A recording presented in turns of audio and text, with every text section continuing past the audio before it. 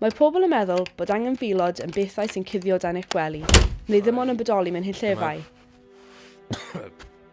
Na. Mae e'n reoli popeth. Pwy dwi'n siarad yn nhw? Ble dwi'n mynd? Beth dwi'n wario?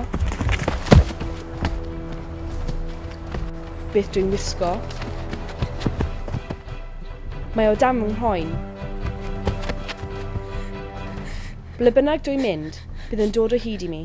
Dyna beth mae'n dweud wrtho i. Bydd yn dod o hyd i mi. A phan fydd e... Stop screaming!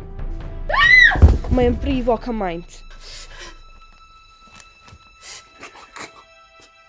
Ond wedyn, mae'n dweud ei fod yn fy I'm sorry.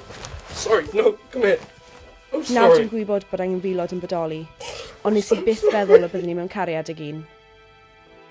Os ydych chi wedi cael ei effeithio gan y gynnwys y ffilm hon, ffoniwch linell gymorth Cymru gyfan ar 0888 80 10 800 neu ewch i www.allwaleshelpline.org.uk.